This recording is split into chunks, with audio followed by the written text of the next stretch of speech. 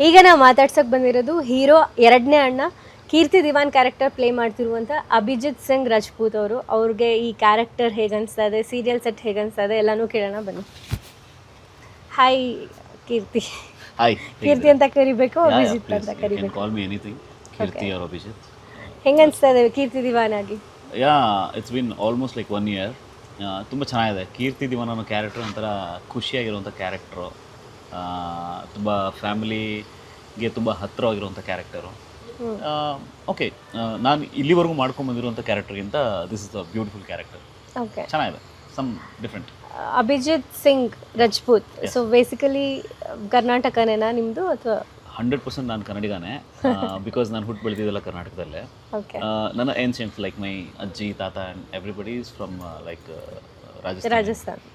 So ಹಾಗಾಗಿ ನಾನು Rajput, but ನಾನು ಹುಟ್ಟು ಬೆಳೆದಿರೋದು ಕನ್ನಡ ಚೆನ್ನಾಗೇ ಬರುತ್ತೆ ಹಂಗಿದೆ? ನಾನು ಓದಿರೋದೆಲ್ಲ ಕರ್ನಾಟಕದಲ್ಲಿ, ಕನ್ನಡನೇ ಓದಿರೋದು. ಓಕೆ, ಏನಿವೆ ಈ ಕ್ಯಾರೆಕ್ಟರ್ ಶುರುವಾಗಿ 300 ಎಪಿಸೋಡ್ಸ್ ಆಗ್ತಾ ಇದೆ.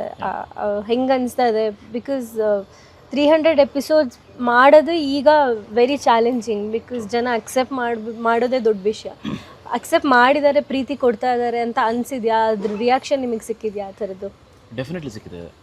ಒಳ್ಳೆ ಪ್ರಶ್ನೆ. ಕಲಾವಿದರಿಗೆ ಒಂದು ಪ್ರಶ್ನೆ ಇರುತ್ತೆ ಯಾವಾಗಲೂ, ನಾವು ಮಾಡ್ತಿರುವಂಥ ಪ್ರಾಜೆಕ್ಟ್ಸ್ಗಳು ಜನಗಳಿಗೆ ರೀಚ್ ಆಗ್ತಿದೆಯಾ, whether we are entertaining them or not ಅಂತ. Definitely we are entertaining the people. ನನಗೊಂದು ಒಳ್ಳೆ ಚಿಕ್ಕದಾಗಿ ಎಕ್ಸ್ಪೀರಿಯೆನ್ಸ್ ಆಗಿದೆ ಇದೆ ಬ್ಯಾಂಗ್ಳೂರಲ್ಲಿ. ಸೊ ನಾನು ಎಲ್ಲೋ ಆಚೆ ಫ್ರೆಂಡ್ಸ್ ಒಟ್ಟಿಗೆ ಹೋದಾಗ, so they recognise me like, sir ನೀವು ಕೀರ್ತಿ ಅಲ್ವಾ? ಲೈಕ್ ಓ ಪರವಾಗಿಲ್ಲ ಗುರು, ಸೊ ವಿ ರೀಚ್ ಪೀಪಲ್ ಅಂತ. ಇದು ಯಾವಾಗ ಅಂತಂದರೆ ಆಲ್ಮೋಸ್ಟ್ ಲೈಕ್ 200 ಎಪಿಸೋಡ್ಸ್ ಮುಗಿದೋಗಿತ್ತು. ಸೊ ಆವಾಗ ಸಿಕ್ಕಾಗ they recognise me. So it means like ನಾವು ಜನಗಳಿಗೆ ತುಂಬ ಹತ್ತಿರ ಆಗಿದ್ದೀವಿ ಅಂತ ಅರ್ಥ. 100% ಜನಗಳು ತುಂಬ ಪ್ರೀತಿ ಕೊಟ್ಟಿದ್ದಾರೆ. ನೀ ಇರಲು ಜೊತೆಯಲ್ಲಿ ಇರುವಂಥ ಪ್ರತಿಯೊಂದು ಕ್ಯಾರೆಕ್ಟ್ರು ಒಂಥರ ಯುನೀಕಾಗಿ ತುಂಬ ಚೆನ್ನಾಗಿ ಮಾಡಿದ್ದಾರೆ. ಇವತ್ತಿಷ್ಟು ಸಕ್ಸಸ್ಫುಲ್ಲಾಗಿ ಮುಂದುವರಿತಾ ಇದ್ದೀವಿ ಅಂತಂದರೆ ಅದಕ್ಕೆಲ್ಲ ಕಾರಣ ನಮ್ಮ ಟೀಮು, ನಮ್ಮ ಡೈರೆಕ್ಟರ್ಸ್, ಪ್ರೊಡ್ಯೂಸರ್ಸ್ ಎಸ್ಪೆಷಲಿ ತುಂಬ ಸಪೋರ್ಟಿವ್ ಆಗಿ ತುಂಬ ಚೆನ್ನಾಗಿ ಹೊಂದ್ಕೊಂಡು ಒಂದು ಫ್ಯಾಮಿಲಿ ಥರ ಮುಂದೆ ಹೋಗ್ತಾ ಇದ್ವಿ. It's good. ಓಕೆ, ಇನ್ನು ಕ್ಯಾರೆಕ್ಟರ್ ವಿಷಯಕ್ಕೆ ಬರೋದಾದರೆ, ಹೆಂಗೆ ಈ ಕ್ಯಾರೆಕ್ಟರ್ ಸಿಕ್ಕಿದ್ದು ಹೆಂಗೆ ನಿಮಗೆ? ಫಸ್ಟ್ ಆಫ್ ಆಲ್ ಆ್ಯಕ್ಚುಲಿ ನಾನು ಈ ಕ್ಯಾರೆಕ್ಟರ್ ನಂಗೆ ಸಿಗಬೇಕು ಅಂದರೆ ನಾನು ಝೀಯಲ್ಲಿ ಬ್ರಹ್ಮಗಂಟು ಮಾಡ್ತಾಯಿದ್ದೆ. ಬ್ರಹ್ಮಗಂಟಲ್ಲಿ ನಾನು ನೆಗೆಟಿವ್ ಲೀಡ್ ಮಾಡ್ತಾಯಿದ್ದೆ. ಸೊ ಪಾಪ ಇವತ್ತು ನಮ್ಮ ಮಧ್ಯದಲ್ಲಿ ಇಲ್ಲ Dilip sir, miss him lot. ಅವರ ಒಂದು ಪ್ರೊಡಕ್ಷನಲ್ಲಿ ನಾನು ಕೆಲಸ ಮಾಡ್ತಾಯಿದ್ದೆ. ಸೊ ಅವರು ನಮ್ಮ ಧರಣಿ ಸರ್ಗೆ ಸಜೆಸ್ಟ್ ಮಾಡೋದು. ಧರಣಿ ಸರ್ ನಂಗೆ ಪರ್ಸ್ನಲಿ ಗೊತ್ತಿದ್ರು, ಯಾಕಂದರೆ ಬ್ರಹ್ಮಗಂಟು ಸ್ಟಾರ್ಟಿಂಗ್ ಎಪಿಸೋಡ್ಸ್ ಎಲ್ಲ ಅವರೇ ಲಾಂಚ್ ಮಾಡಿಕೊಟ್ಟಿದ್ದು ಝೀಯಲ್ಲಿ. ಸೊ ಒಂದು ಕ್ಯಾರೆಕ್ಟರ್ ಹುಡುಕ್ತಾ ಇದ್ವಿ, ಈ ಥರ 3 ಜನ ಅಂತಂದ್ರಲ್ಲಿ ಇನ್ನೊಂದು ಕ್ಯಾರೆಕ್ಟರ್ ಹುಡುಕ್ತಾ ಇದ್ವಿ. ಸೊ ನಮಗೆ ಬೇಕು ಅಂತ ಹೇಳಿದಾಗ ದಿಲೀಪ್ ಸರ್ ಸಜೆಸ್ಟ್ ಮಾಡಿದ್ರು, ನೋಡಿ ಚೆನ್ನಾಗಿ ಮಾಡ್ತಾನೆ ಹುಡುಗ ಅಂತ ಹೇಳಿದ್ರು. ಗಾಡ್ಸ್ ಗ್ರೇಸ್, ಅವ್ರು ಸಜೆಸ್ಟ್ ಮಾಡ್ತಿದ್ದಂಗೆ ಒಂದು ಲುಕ್ ಟೆಸ್ಟಿಗೆ ಕರೆದ್ರು. ಅಭಿ ಮಾಡ್ತೀರಾ ಅಂದರೆ 100% ಮಾಡ್ತೀನಿ ಸರ್, ಬಿಕಾಸ್ ಕಲಾವಿದರು ಇರೋದು ಕೆಲಸ ಮಾಡೋದಕ್ಕೆ. ಯಾವ ಥರದ ಕ್ಯಾರೆಕ್ಟರ್ ಆದರೂ okay. So this is very different character. ಸ್ಟಾರ್ಟಿಂಗಲ್ಲಿ ನನಗೆ ಗೊತ್ತಿರೋ ವಿಕ್ಷಕರಿಗೆ ಗೊತ್ತಿರುತ್ತೆ, ಕೀರ್ತಿ ಅನ್ನೋ ಒಂದು ಕ್ಯಾರೆಕ್ಟರ್ ಇದೆಯಲ್ಲ, ಇಟ್ ವಾಸ್ ಲೈಕ್ ಕಂಪ್ಲೀಟ್ಲಿ ಕುಡುಕ. ಆ ಕುಡುಕನ್ ಯಾವಾಗಲೂ ಯುನೀಕ್ ಆಗಿರೋ ಕ್ಯಾರೆಕ್ಟರ್ ಸಿಕ್ಕಾಗ ಜನಗಳು ತುಂಬ ತುಂಬ ತುಂಬ ಎಂಜಾಯ್ ಮಾಡ್ತಾರೆ ಅದನ್ನು. ಸೊ ನನಗೆ ಕುಡುಕ ಅಂದ ತಕ್ಷಣ ವಾಸ್ ಲೈಕ್ ಎಂದಪ್ಪ ಮಾಡೋದು ಅಂತ, ಬಿಕಾಸ್ ನಾನು ಮಾಡಿರೋ ಕ್ಯಾರೆಕ್ಟರ್ಗಳೆಲ್ಲ almost like stylish character, lover boy character, ಆಮೇಲೆ ನೆಗೆಟಿವ್, ಆಮೇಲೆ ಸೆಕೆಂಡ್ ಲೀಡ್, ಆ ಥರದ್ದೆಲ್ಲ ಮಾಡ್ಕೊಂಬಂದಿದೆ. ಬಟ್ ಈ ಕ್ಯಾರೆಕ್ಟರ್ ನನಗೊಂಥರ ಸ್ಪೆಷಲ್. ಯಾಕೆ ಅಂದರೆ ಪರ್ಫಾರ್ಮ್ ಮಾಡೋದಕ್ಕೆ ತುಂಬ ಸ್ಪೇಸ್ ಇತ್ತು ಸ್ಟಾರ್ಟಿಂಗ್. ಇವಾಗ ನಾರ್ಮಲ್ ಆಗಿ ಸ್ಟೈಲಿಶ್ ಆಗಿ ನೀಟಾಗಿ ಬಟ್ಟೆ ಹಾಕ್ಕೊಂಡು, ಇವಾಗ ಕ್ಯಾರೆಕ್ಟರ್ ಚೇಂಜ್ ಆಗಿದೆ ಒಂಚೂರು, ಕುಡಿತ ಬಿಟ್ಟು ಬಿಸ್ನೆಸ್ ಕಡೆ ಕಾನ್ಸಂಟ್ರೇಟ್ ಮಾಡ್ಕೊಂಡು ಒಳ್ಳೆಯನಾಗಿರ್ತೀನಿ.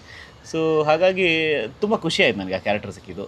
ಈ ಥರ ಸಿಕ್ತು ಬಿಕಾಸ್ ಒಂದು ಸರ್ಕಲ್ ಬಿಲ್ಡ್ ಆಗಿರುತ್ತೆ, ಒಬ್ರಿಗೊಬ್ರಿಗೆ ಗೊತ್ತಿರುತ್ತೆ. So if you are a good performer, definitely ಖಂಡಿತವಾಗ್ಲೂ ಸಜೆಸ್ಟ್ ಮಾಡೇ ಮಾಡ್ತಾರೆ. ದಿಲೀಪ್ ಸರ್ ಬಗ್ಗೆ ಹೇಳ್ತಾ ಇದ್ರಿ, ವೆರಿ ರೀಸೆಂಟ್ಲಿ ಕಳ್ಕೊಂಡಿದ್ದೀವಿ ಎಲ್ಲರೂ. ಅವ್ರ ಜೊತೆಗೆ ನಿಮಗೆ ಬಾಂಡಿಂಗ್ ಇತ್ತ? ಎಕ್ಸ್ಪೀರಿಯನ್ಸ್ ಮಾಡಿದ್ರೆ, ಶೂಟ್ ಮಾಡಿದ್ರೆ, ಅವ್ರ ಜೊತೆ ಕೆಲಸ ಮಾಡಿದ್ರಿ? ಡೆಫಿನೆಟ್ಲಿ ಅವ್ರನ್ನ ನಾನು ತುಂಬ ಮಿಸ್ ಮಾಡ್ಕೋತೀನಿ. ಬಿಕಾಸ್ ನನ್ನ ತಾಯಿಯವರು ಫ್ಯಾನ್. ನಾನು ಇನ್ನೂ ಇಂಡಸ್ಟ್ರಿಗೆ ಬಂದಿರಲಿಲ್ಲ. My mother is fan of Dileep sir. ನಾನು ಅದನ್ನು ಹೇಳಿದ್ದೆ ಕೂಡ ಸರ್ಗೂ. ಆ್ಯಂಡ್ ಇವನ್ ಅವರು wife Vidya madam, both are very close to me and they are very like jovial person. ಅವರು ಯಾವತ್ತೂ ಯಾರ ಜೊತೆ ಕಿರಿಕ್ ಮಾಡಿದವರಲ್ಲ, ಏನಿಲ್ಲ, very cool and nice guy. But ನಾವು ಇದೇ ನೀರಲ್ಲಿ ಜೊತೆಯಲ್ಲಿ ಶೂಟ್ ಮಾಡ್ತಿರ್ಬೇಕಾದಾಗ 13th May ನಂಗೆ ತುಂಬ ಚೆನ್ನಾಗಿ ನೆನಪಿದೆ. Because I can not forget that date. Next day ನನ್ನ birthday, 14th May is my birthday. 13th Mayಗೆ ಬೆಳಗ್ಗೆ ನಾವು RR ನಗರ ಮಾಲಲ್ಲಿ ಶೂಟ್ ಮಾಡ್ತಿರ್ಬೇಕಾದ್ರೆ ಕಾಲ್ ಬಂತು, ಈ ಮಾಡ್ಬೇಕಾದ್ರೆ ಹಿಂಗಾಯಿತು ಅಂತ ಐ ವಾಸ್ ಕಂಪ್ಲೀಟ್ಲಿ ಶಾಕ್ಡ್. ನನಗೆ ಭಾಳ ಬೇಜಾರಾಯಿತು ಲಿಟ್ರಲಿ. ಅದು ನಮ್ಮವರೇ ಫ್ಯಾಮಿಲಿ ಮೆಂಬರ್ ಯಾರೋ ಹೋದ್ರೂ ಫೀಲ್ ಆಯ್ತು ನನಗೆ.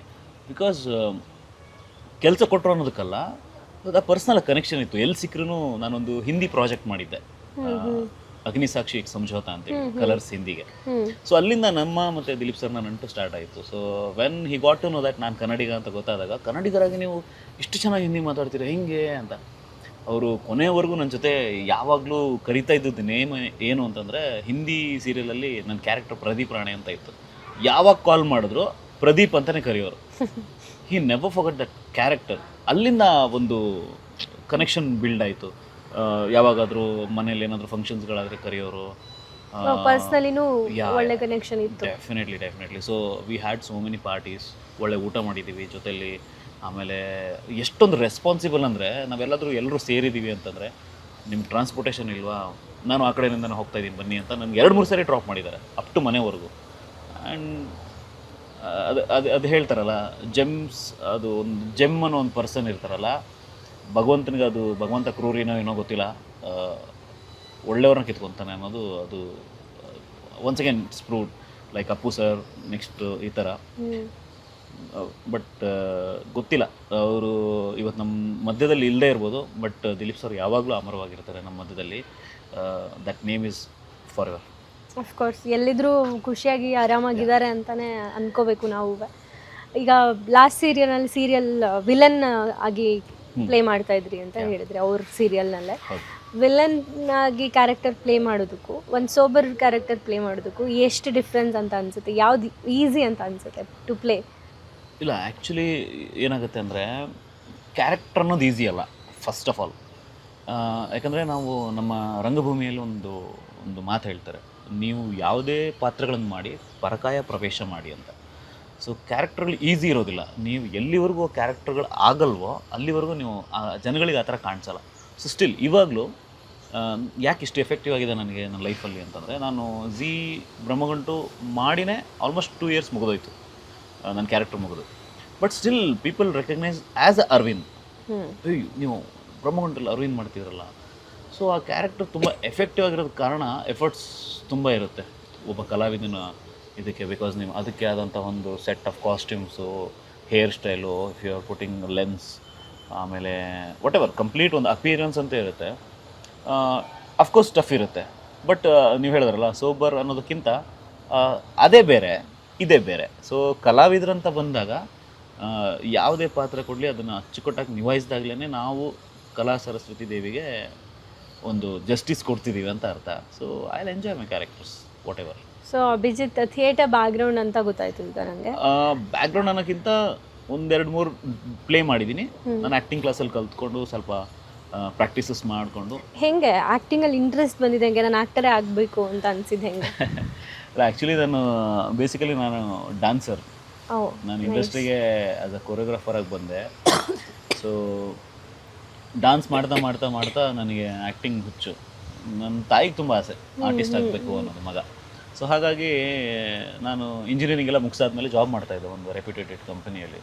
ಸೊ ಶೋಸ್ಗಳು ಮಾಡಿಕೊಂಡು ಅದೇ ಥರ ಆ್ಯಕ್ಟಿಂಗ್ ಟ್ರೈ ಮಾಡೋಣ ಅಂತ ಕ್ಲಾಸಿಗೆ ಜಾಯ್ನ್ ಆಗಿ ಟ್ರೈ ಮಾಡಿದೆ. It was like okay fine, ಏನೋ ಒಂಥರ ಖುಷಿ ಆಗ್ತಿದೆ. ಯಾಕಂದರೆ ಯಾವಾಗಲೂ ಹೇಳೋರೊಂದು ದೊಡ್ಡವ್ರು ಹೇಳ್ತಾರೆ, ನಿಮ್ಮ ಮನಸ್ಸಿಗೆ ಏನು ಇಷ್ಟ ಆಗುತ್ತೋ ಅದನ್ನು ಮಾಡಿ ಅಂತ ಹೇಳ್ತಾರೆ. So I was enjoying that. ಖುಷಿ ಆಗ್ತಾಯಿತ್ತು. ಆಮೇಲೆ ನೀವು ಆ್ಯಕ್ಟಿಂಗ್ ಅಂತ ಬಂದರೆ ಎಲ್ಲರೂ ಆ್ಯಕ್ಟರ್ ಆಗೋದು ಸ್ವಲ್ಪ ಕಷ್ಟ ಇದೆ. ಸೊ ಅಕಾರ್ಡಿಂಗ್ ಟು ಮೀ ಎಲ್ಲರೂ ಆ್ಯಕ್ಟರ್ ಆಗೋದು ಕಷ್ಟ ಇದೆ. ಬಟ್ ನೀವು ಶ್ರದ್ಧೆಯಿಂದ ಮಾಡಿದ್ರೆ 100% ಚೆನ್ನಾಗಾಗುತ್ತೆ. ಸೊ ನನಗೆ ಅಲ್ಲಿಂದ ಇಂಟ್ರೆಸ್ಟ್ ಬಿಲ್ಡ್ ಆಯಿತು. ಒಂದು ಚೆನ್ನಾಗಿತ್ತು. It was a beautiful journey. Struggling ಇತ್ತು ಮುಂಚೆ, ಇವಾಗಲೂ ಒಂಚೂರು ಇರುತ್ತೆ struggling, but I am enjoying that.